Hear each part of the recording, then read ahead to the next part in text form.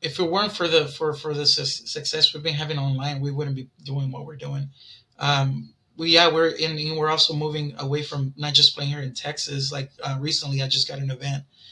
We're going to be playing in Chicago. I don't remember what day. We're playing in Brownsville. We're playing in Corpus. We're playing in Louisiana, Kansas, Arkansas. We're going to be there in May as well. Arkansas.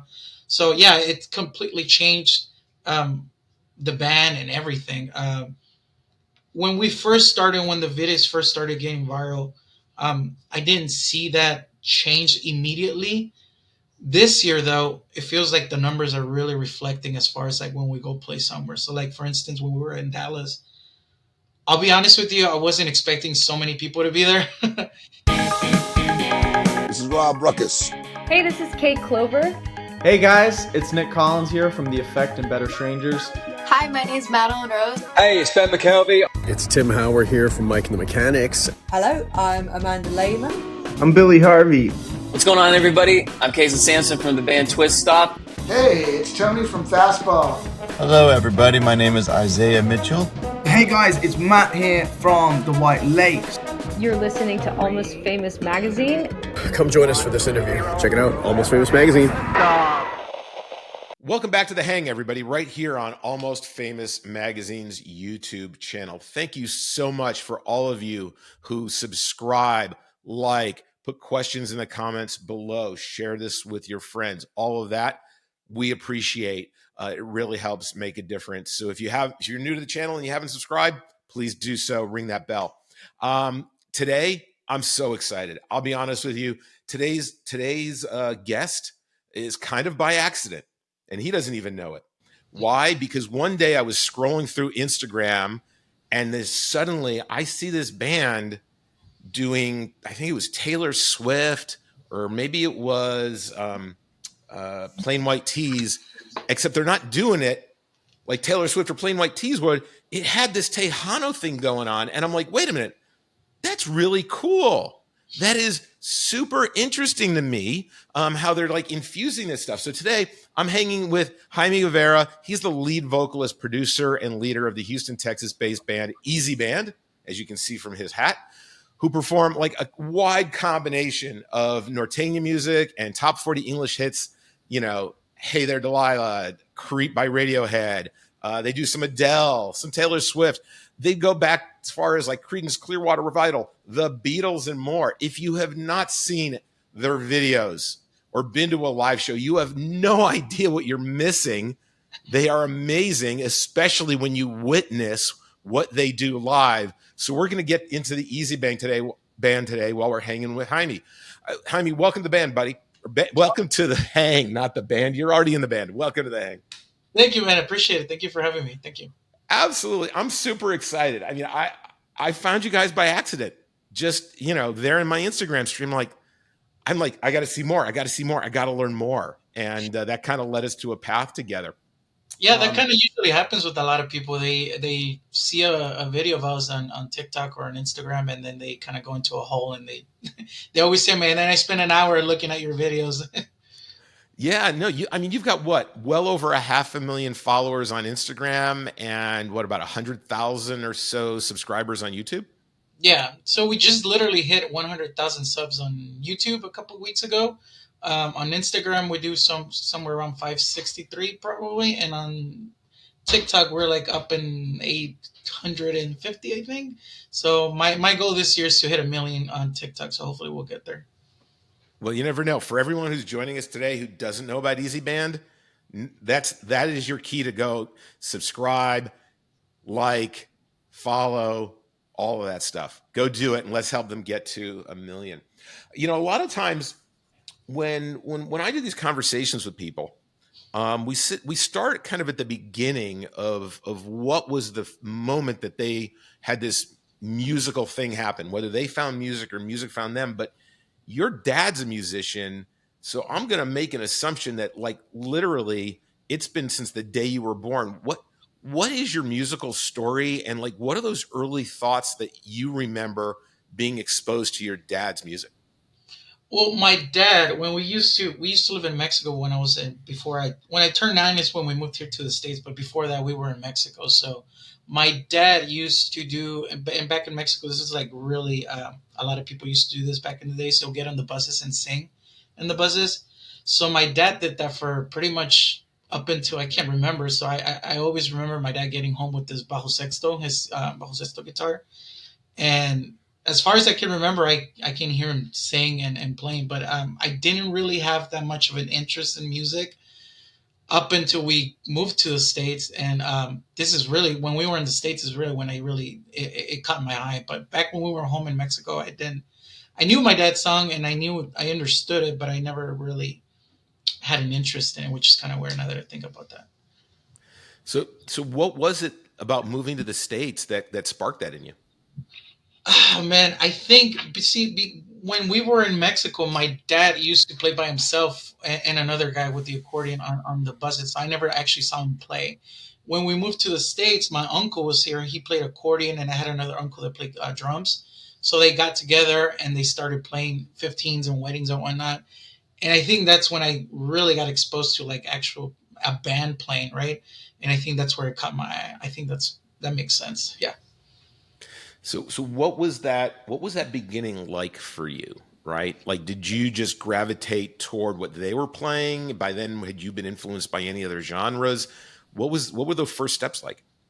I would definitely say I was really influenced by them. My uncle who plays the drums, his name is Kiko.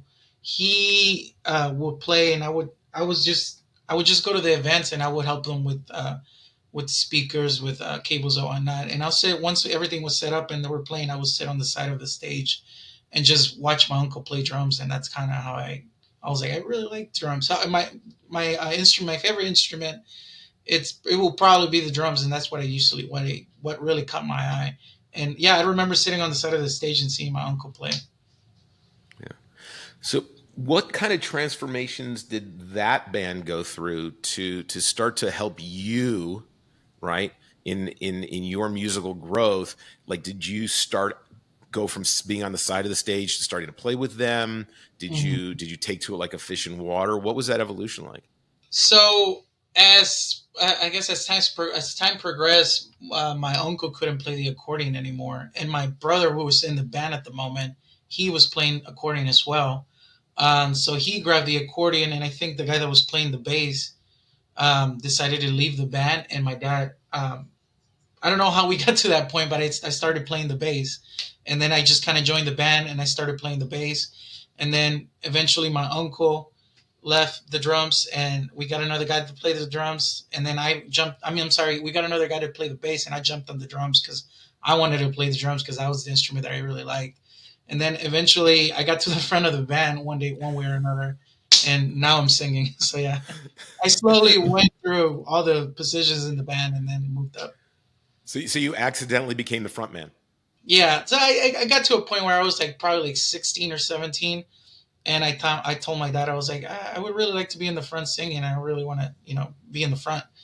And he was like, sure. So I started playing a couple songs here and there, getting up in the front, and then eventually, yeah, it just kind of grew to me being the leader of the band. So what was that? What was it like when you had an idea or a thought, like hey, maybe if I take some English language songs and put them in our style, like that's a pretty big leap to go, wait a minute, let me try something that dramatically new. What was that like for you? Like, how did that happen? Funny story. My dad didn't want me to do this because he was so traditional as far as like Norteño music. And he's like, how are you going to sing a Norteño song in English? He thought it was weird. Obviously, now that he sees everything that's happening, he loves it. He's very proud of everything we're doing. But yeah, at the beginning, it was kind of like, and not just from him, even from my uncles and other people, they thought it was too outside of the box, I guess. But it didn't feel to me like it was. At that time, I was probably like around 15, 16. So I had been exposed to the American culture for a couple years, as for a while now. So I was listening to songs that were on the radio that were in English, and I always thought, oh, maybe we should do this. And I always play with it, but I never really did anything up until I was like probably 19, because then we figured out a way to record things. I forgot how we used to do it back then. I think we had like a CD player that would play it on a CD, and it had two sides, and I would play the drums, and then I would take that CD, put it back, and then record on top of it and play the bass. So that's how I kind of started doing that. And the first song that I did to that too was Bruno Mars' "Lazy Song," and I think I was like 19 or 18 around that time, and that's when I did the song, and my brother liked it, and my dad started to like it too because it sounded different, right? It wasn't something so traditional that he was, playing or hearing. And then we played it. I think we were playing at an event, like in a club or something. We played it, and a lot of people got up there and like said, "This is really cool. You guys are doing something different." But then nothing really happened after that. Like we kind of went along, and it just didn't work out.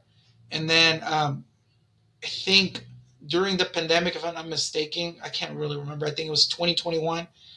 I did a video of Adele, "Easy on Me," and that's the video that blew up on TikTok, and people were doing articles about it, and it just kind of became a big thing, and that's kind of our first, I guess, Make a Norteño hit that we had on the internet.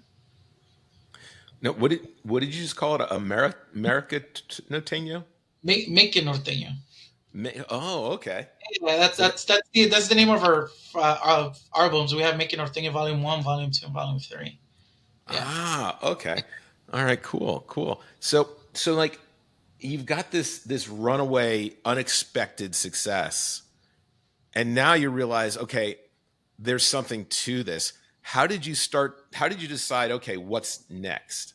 Like how did you're like, how do I pursue this? How do I start choosing songs? And what was that like, that progression? Well, I guess I kind of jumped a little bit ahead as far as like the first song that went viral for us. But during this time where I did that first song, the Bruno Mars song, and up until that song went viral, during that time, we went through a kind of a growing process. And I guess it was a bit of a growing process for myself as well. I was in band as well during that time in high school. So I was gaining that knowledge of like classical music. We used to play at the football game, so that kind of worked my mind as well. So that kind of helped my musical taste and my musical abilities, I think, as well. And as well as we were doing the Norteño stuff, we started kind of moving a little bit towards being more of a variety band. So we weren't always playing strictly Norteño. We were also playing different genres of music within the Hispanic music industry. So that also opened my brain up to like being more open about music, and that really really helped a lot. Being in band also as well. And so during that time, we were going through that change up until we got to that song that went viral. Um, Sorry, I digress. What was the question? I missed the question. Well, I mean, that progression to like, how did you start to choose songs, and how did you start to land on, okay, you wanted it to sound a certain way, and like, because you've definitely given this a lot of thought, but when every kind of new piece of art starts, there's that stumbling period till you get your legs underneath you and really figure it out. So what was that like to figure out the right formula for you to get these songs to where they needed to be?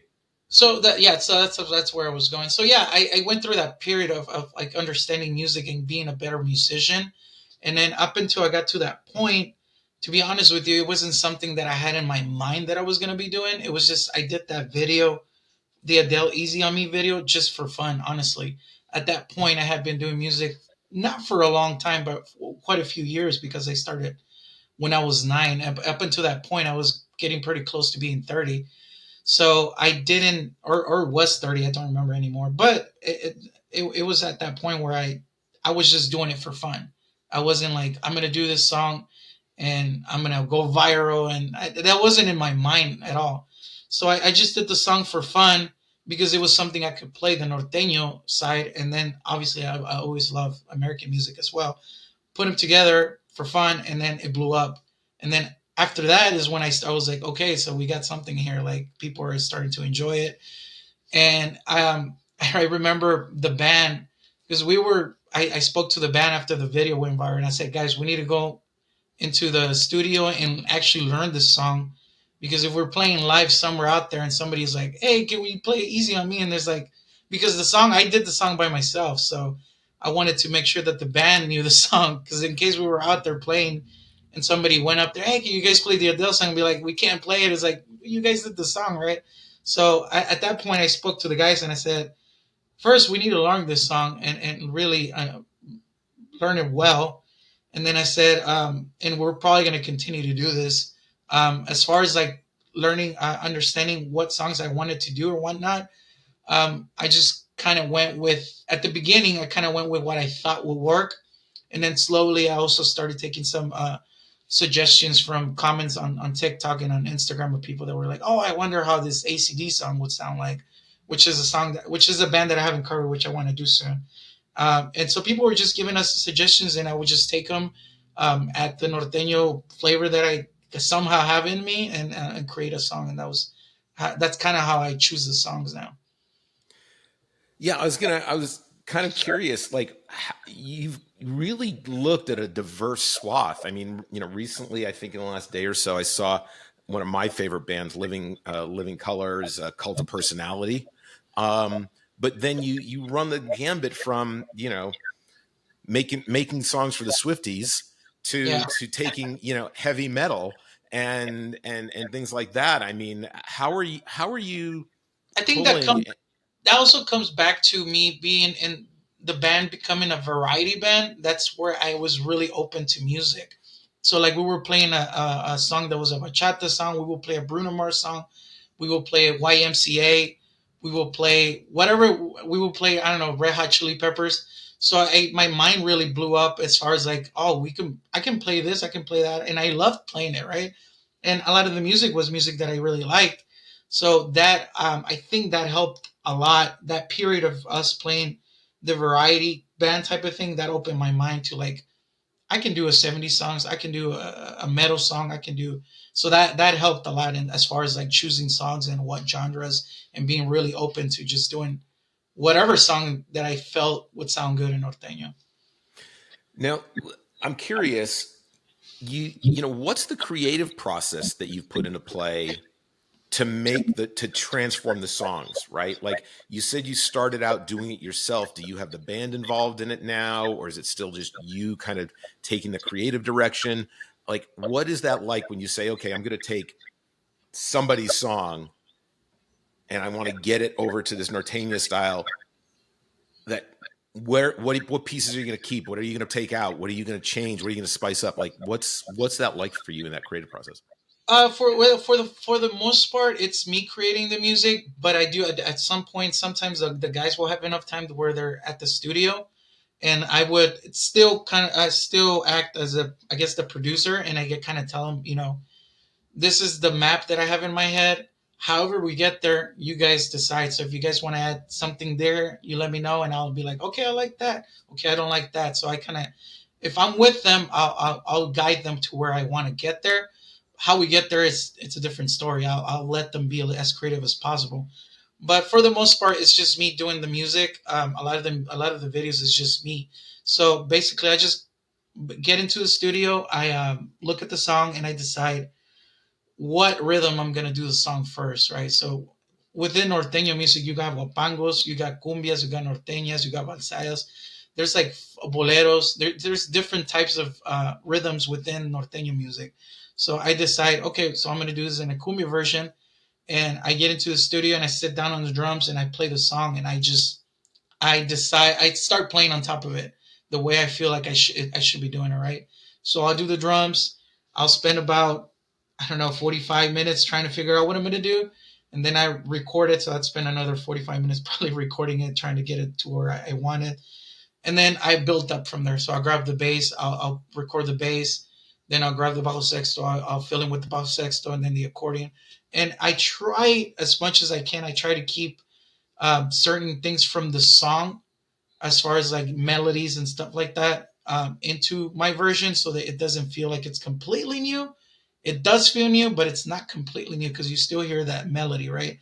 And then you add a little bit of accordion in it, and then I spice it up by making it half Spanish, half English, and then just kind of becomes its own thing. But yeah, I usually start with the drums, which is basically the foundation of the song, and then I just kind of build up from there. How many have you done so far? How many of those covers? I have no idea, man. It's quite a lot. For the this last year, I kind of stopped a little bit. I had a little bit of a personal issues going on, so I kind of stopped. So this next couple of weeks, I want to start hitting the studio a lot harder again. But for a long time there, I was doing at least 2 to 4 videos a week. So yeah, it's probably in the hundreds now. So, of all those songs, which was the most challenging for you to transform into the style you wanted it to be in? You're gonna think this is funny, but you got a friend in me from the Toy Stories. I didn't realize how hard that song was as far as like chord progressions and stuff like that. Up until I sat down and I was trying to learn it, and I was like, "Holy moly, what's going on in this song?" I didn't realize how many chord progressions it had, so that was kind of the hard part. As far as challenging, I would say "Leave the Door Open" by Silk Sonic. I did that song too. Very challenging song, very outside of the box thinking from them as far as like chord progressions as well. That's the kind of music that I enjoy, music that I can't understand and I can groove to it. That's one of the reasons why I like Silk Sonic. Um, a lot of the music that's on the radio, I can hear it and I can right away know what they're doing as far as like chord progressions and stuff like that, and I can tell maybe even what key it's on, right? But when I hear music like that I can't understand, I'm like, "Ooh, that sounded different. I don't know what happened there." That's what kind of gravitates me towards music. So that song that I did, Silk Sonic, "Leave the Door Open," really creative song, really hard to learn, and that definitely has to be one of the songs. And then also the Toy Story song. I don't know why it was so difficult for me. Well, I mean, Randy Newman is a master of his art, and I believe that's his song, right? He is Yeah. definitely a man of many chords, for sure, for sure. Have you gotten to a point where the band is bringing you songs?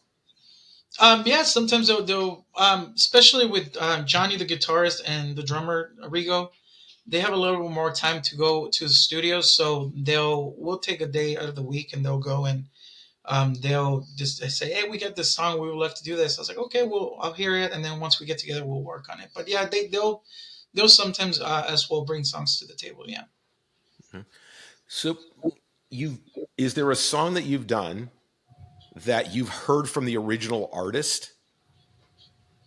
Have you gotten a message from them going, "You did this to my song. I think it's fantastic." Have you heard from any of these? Oh yeah, Any of that these happens artists? a lot. Speaking of Living Color, he messaged me when I did the cover, and he said that he really enjoyed it. So I was like, "Oh, that's so cool." So I told him, I was like, "Man, you guys are crazy musicians. I'm just like glad that you guys enjoy it because yeah, they're pretty well music, pretty well as far as like music, singing. They're a really good band. So it was really cool. I've had messages from um, who else? I mean, I've gotten messages from quite a lot of people. Sublime uploaded one of the videos.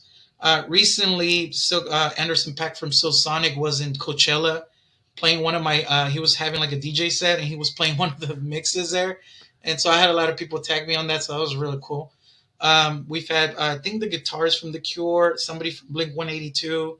It's been quite a lot of artists that have either reached out or just shared the videos too. No, that's great. Now, I mean, this is a real multicultural thing what you're doing here, right? Mhm. And people are realizing it. When I saw you guys play just what about 3-4 weeks ago, I mean, it was every walk of life, every shape and color on the dance floor, and people were going absolutely nuts. And that's what I love, man. That I love seeing that. I love seeing people from different backgrounds there. Obviously, I love seeing my Mexican folks there too, but it's also cool to see people from other backgrounds grooving and having fun together. I think that's what we're about as far as like music. Like just bringing people together is very important for us. No, absolutely. I mean, it was really amazing to see. I mean, literally by the middle of the first song, people were getting up and that they didn't sit down the rest of the set. What kind of feedback though have you gotten from let's say people who've seen it in Mexico, people who are more traditional? What have what Oh, have what have they thought about what you're doing? well, you would think they're very traditional, but it's funny. There's actually a lot of American artists or artists from around the world that are international that they have their following in Mexico. So it's not crazy to think that they enjoy it as well. I want to say that definitely our second country that listens to our music the most is definitely Mexico. there's a lot of people out there that don't even understand what the songs are saying and they just enjoy it. So that's real cool. So now you got folks from that are listening to songs that they've heard before. They probably didn't even knew what they were saying, and now they're hearing it in something that's a little more that they understand better. And then I also translate some of the songs, so that even makes it even better for them. So yeah, we've gotten really good reception and really good people from Mexico that are enjoying the music too. Awesome. How's the viral success that you've had impacted when you guys are playing live? You know, bringing people out to shows. I mean, I saw you in Dallas. You play a lot in Houston. Are you starting to see where you're getting opportunities?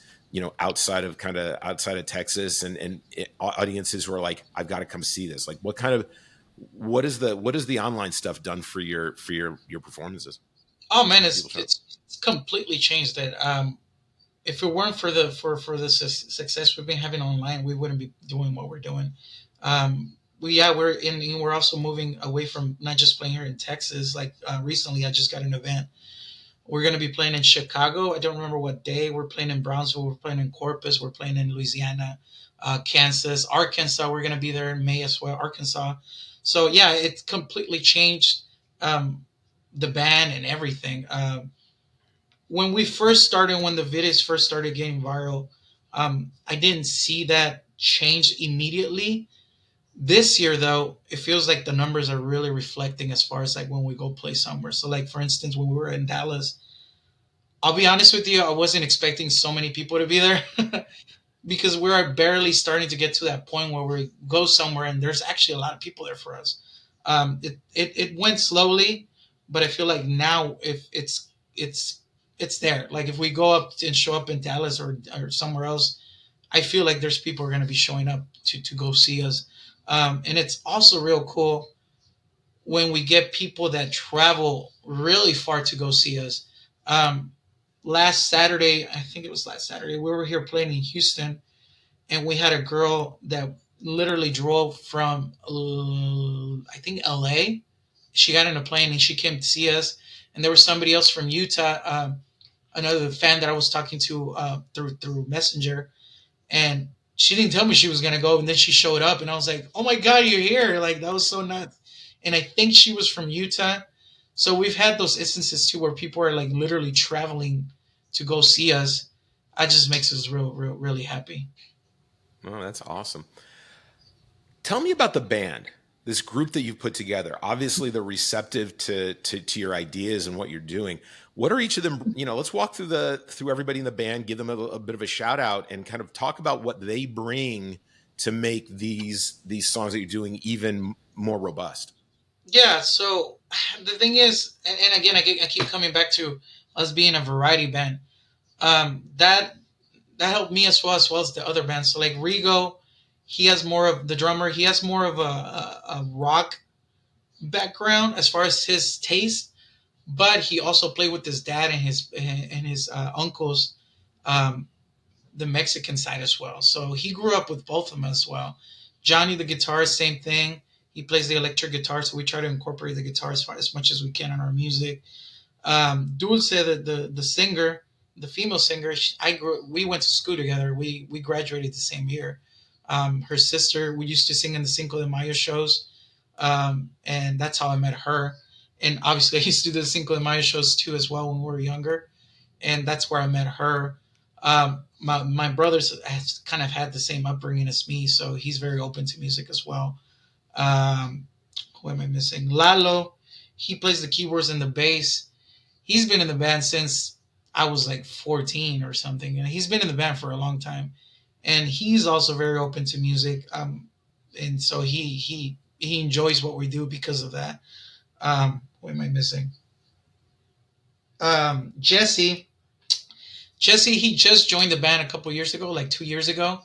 But he was a fan of the band even before that. So when somebody gave me his number, because one of our guys he was moving to Dallas and he was going to leave the band. And I got the number from somebody to call him and Jesse. And I was like, "Hey, Jesse, this is Jaime with Easy Band." And he was like, wait, are you Jaime from Easy Band? So he was like a fan before he joined. So that was really cool that he was already, I guess his mind was already open to the idea of what we were doing, so it was really easy for him to incorporate into the music. My dad, he's still in the band. I don't know if you remember him singing some of the songs there. He was singing more of a traditional norteño, so he's still in the band. I think I don't know if I'm missing anybody. And then me and my brother, Rigo, Johnny, Dulce, Lalo, my dad. I think that's everybody. I don't know if I'm missing anybody, but if I remember, if I'm missing anybody, let me look at the pictures real quick because I feel like I'm gonna miss somebody. Oh man, it's 8 of us, so it's kind of hard to remember everybody. But yeah, Johnny, Jesse, my brother, Rigo, me, Dulce, Lalo, and my dad. Yeah, I got everybody. So yeah, they're everybody's very open to the music, so that helps a lot too with the band. With the energy you all create on stage, right? And this time that you've been, perfecting what you're working on and really kind of getting into this mode, has there been a moment when y'all have been performing where you're just like, it all seems to have come together in that one moment? You're like, everyone's like, holy cow, we've arrived. They get it, we get it, and we're loving it. Have you had that? What was that first time that ever happened like? I think that happened not too long ago. Like I told you, I wasn't sure people were gonna. I mean, I knew people were gonna show up to the Dallas event. I didn't realize how many people were gonna show up. So that weekend we played in San Antonio, we played in Dallas, and then Sunday we played at the rodeo, um, at the Houston Lakeside Show and Rodeo. And sorry, my camera here is moving. And that was, I think, one of the first times that I really truly felt that the numbers on social media were reflecting real life events. So we played at San Antonio. I didn't think people were going to show up in San Antonio. And you guys can go back and look at the pictures, and there's a flood of people just standing in front of the stage to see us. And then obviously in Dallas was crazy too. We had, I think it was like 800 plus people were there. And then at the Houston Last Like Show and Rodeo, it was so crazy how many people were there that I remember we were playing. I think we were playing a Taylor Swift song. So that's when Dulce sings. So she'll go up to the front, and I'll step back a little bit.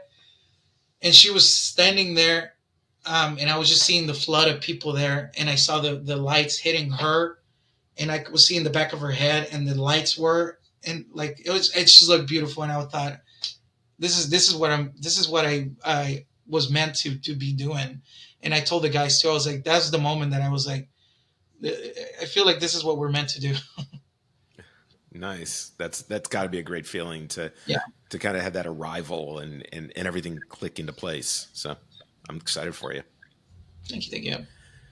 So any songs on the horizon that you've been thinking about besides that AC/DC one that people can be on the lookout for? AC/DC, and then there's I don't know when this is gonna come out, but I'm thinking about doing this song for this week. There's I'm sure you've heard about all the tariffs and all that stuff that's happening with the tariffs and whatever. I'm not very political, but they there's talking about how people are buying stuff directly from China now, and there's this song that was going viral because of this whole situation, that it's in Chinese and it's this like valid song. And so I'm thinking about doing that this week. I just think it's really funny. So like people are like commenting like, "Oh, me buying $100 Galaxy S24," and they're like singing that song. So it went viral on TikTok. So that's why I want to do it. I've not seen that, but I'm gonna have to check that out. Well, I mean, look, I mean, there is definitely no shortage of great music out there, and I think one of the really cool things is, you're basically going from the Beatles to whatever's going on today. Like, I think that's really great that you're open to pulling things out of different genres of music, different time periods of music. I mean, I'm not sure how you're going to address progressive rock. That could be interesting if you ever did a Yes song, but maybe one of those 20-minute Genesis songs that could be pretty interesting. You might lose a couple people. Dream Theater. I thought about Dream Theater. I was like, oh no, that will take me like a month to figure it out. I could only imagine you like doing a deep dive into progressive rock and your audience going, did we show up to the wrong show? Yeah. For sure, man, for sure. But you've definitely got a lot to choose from. Hell, what's happened to me lately is I'm watching something or I'm seeing something like, I wonder how Easy Band would do that. Yeah, like I was watching a documentary on the Beach Boys, and I'm like, Beach Boys and Norteño, that might sound pretty good. Yeah. There was that. I saw Ben Folds, and I'm like, now that'd be interesting, taking a Ben Folds tune, like underground, and turning it into. I mean, it just starts to come to you after a while. Yeah. Right. Yeah. And I just think it's great what you're doing. What does the rest of 2025 have in store? What kind of shows do you guys have planned, and what's coming down the pipe for the rest of the year? Well, hopefully, sometime summer or maybe a little bit after summer, I want to have a new album dropping. The way I do music on TikTok is I'll do a short of a song, so I'll do like a minute and a half of a song. And if it goes viral, then I'll start adding it to a list where I'm going to be doing an album. So I have a lot of those videos that have gone viral lately that I haven't had a full version of it. So hopefully sometime this year, I'll release a song with an album with those songs. And then obviously we've been getting a lot of events too, as far as like playing out. So hopefully we'll be playing closer to where people are asking us to be, like New York, like we're going to Chicago, not Chicago, but it's like 20 minutes from Chicago. So hopefully we'll be getting closer to where the fans are at as well this year. That's awesome. That's awesome. And look, you guys put out an album. People have to go out and buy it. And we always talk here on the Hang about, supporting our artists, buying tickets, buying merch. You guys, I mean, I love the logo. I love that kind of Beatles look that you've got. You got merch available. You've got music on iTunes and stuff like that. One of the things I love to ask people, and this could be really, I think this might be the most interesting one that I've asked because of the fact that you are kind of genre mashing, so to say. If there was one artist that you had an opportunity to get into a studio with and be creative with for a day, whether it's, their music, your music, making up something together, who would that artist be, and why would you want to get a chance to be creative with them? Just one. Start with one. If it's really good, I'll give you a second. Okay. definitely. Paul McCartney. I would definitely love to sit down and do something with him. And I mean, he's just a genius. What he did with the Beatles and what he did by himself, and he's still touring. He's still playing. He's like 80 plus years old, and he's still out there doing 2 hour shows. It's crazy to me.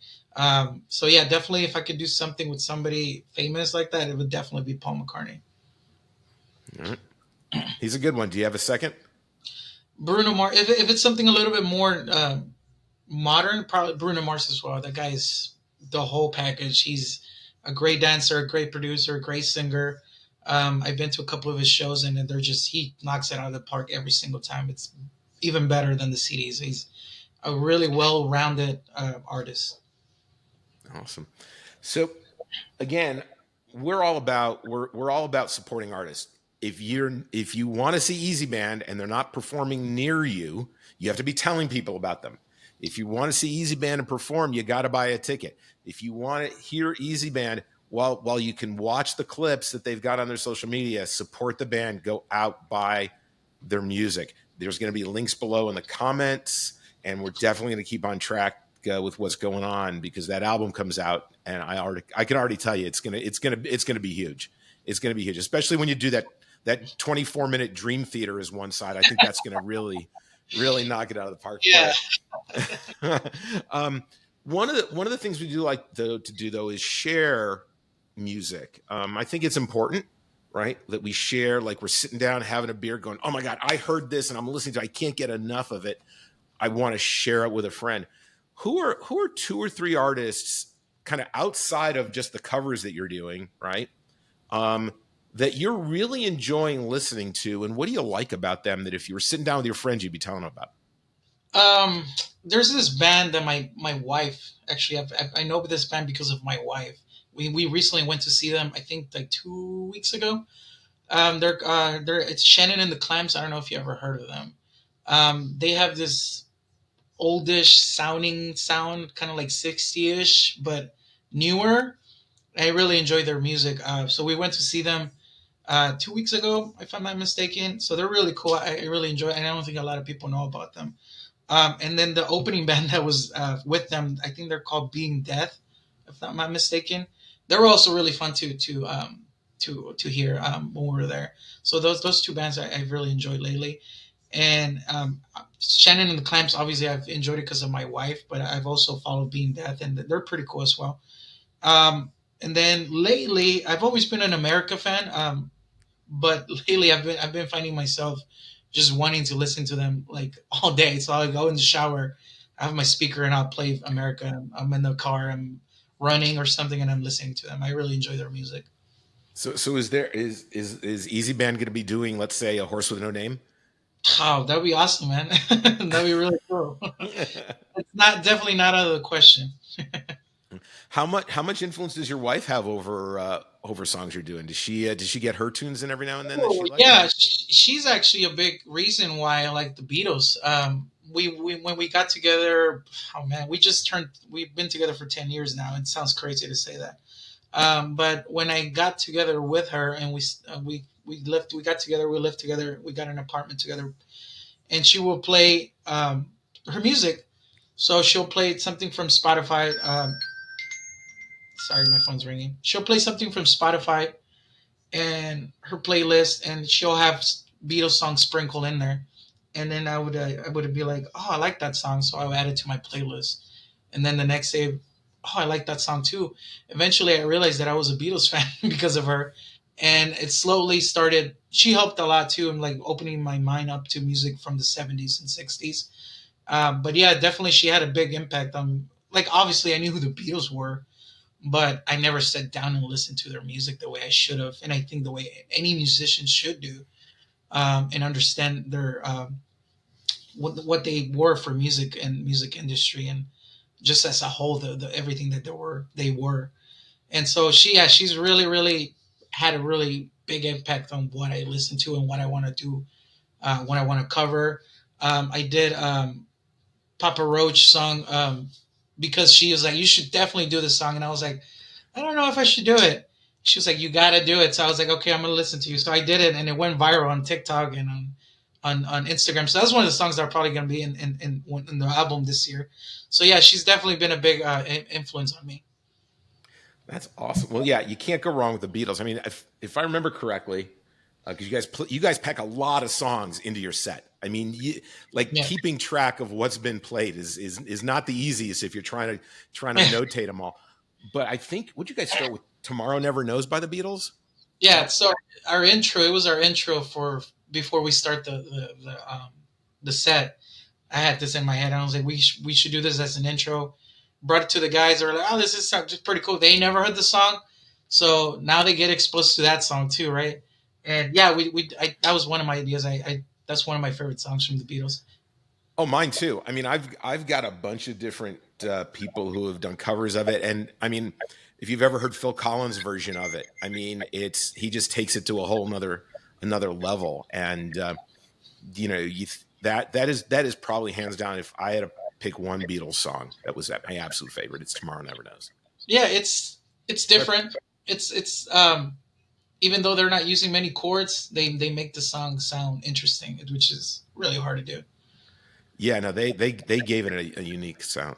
Well, Jaime, look, this has been fantastic. I'm so excited that we got a chance to sit and chat and hang together. I think once you get the album done, I want to know about it. We'll sit down. We'll go song by song.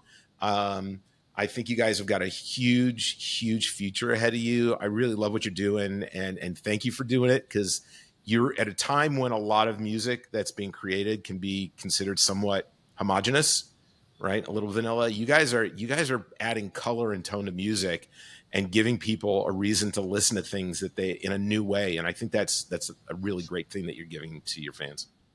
Yeah, man, I appreciate you. I know it took a couple of weeks or months or whatever to get here, but we're here, and I really appreciate you taking the time to reach out, to be there with us in Dallas. The pictures were amazing. So yeah, I just really thank you overall. Thank you for having us here. Oh, absolutely. It was a pleasure to do it, and I'm sure we'll be doing it again soon. So everybody, go check out Easy Band. By the time we air this, you never know what new song they could have just put out, and if it's, you could help it go viral, help them get to the million mark on followers and subscribers and all that great stuff. And thanks everyone for hanging with us. Keep coming back, sharing the videos, ringing the bell. You know what to do, but we appreciate you coming out. So, I mean, it was great getting a chance to hang with you, and thanks so much for joining me. Thank you, man. I appreciate it. Thank you. Bye for now, everyone.